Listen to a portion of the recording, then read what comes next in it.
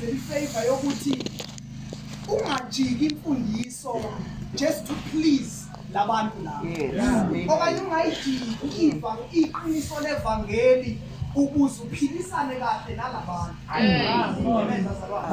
Ngamanye amazwi ukuthi ungadlali peer pressure kontanga bakho. Ngobona ukuthi ngathi abazwani nalento oyikhulumayo noma nalento wayamukelayo. Ungadlali peer pressure ugcine soyibona sombaqambili mengabe uphambi kwethu ushumayela ivangeli eliqinisile kodwa mengabe ungale yakwaziwa ngesavana. Be faithful. Amen. Be faithful. Now let's see. Be faithful. Amen. Amen. Be faithful. No one can go. You got what to tell me. I got to tell me. Amen. Mama, kingena yethu sandelo abazalwane manje othi abathembeke phambi kwethu. Abathembeke phambi namfundisi neba. Kodwa mangabuya ngale emakhosambeni kunezinto nabanye abantu ababazela bona. Nabanye abantu nje ukuthi bangakufika ukukhuluma naye noma umpostile uthi awunceke enkosi kuthiwa hawu uyamazi.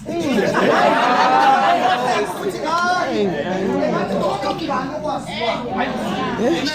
Amen. Apostle Paul ke uyibhalela leyo nhloso kwincwadi yakhe.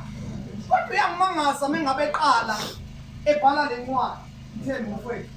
Mengabe eyibhala lencwadi uthi ngiyambonga uNkulunkulu ngawe. Uthi Timothy njalo mengabe ngithandaza awusale mthandazweni yami isini nobusuku. Ubese ethi mangabe ngithandaza ngihleli ngikhunjuzwa njalo. Amen bazalwane. Amen. Ngikhunjuzwa njalo emthandazweni ukuthi mangilithandazele ukholo lwakho. Ukuthi ukholo lwakho lakugogo wakho Louis. Nokuma wakho Eunice. Uhlele nakuwena ngoba Timothy lendlela ayihanjwa ngengqondo. Ngoba life ready uhamba kuhambe ilogic iphele. Uhamba kuhambe ingqondo yakho ime la isebenza khona. Sekufanele uapply ifaith. Manje ngifuna ukuthi Timothy ngithandazela ukuthi ukholo lwakho lungajivazeki ube nalo njalo. Amen. Yazi ngimfishane bazalwane kodwa ngikude ngicela ukwe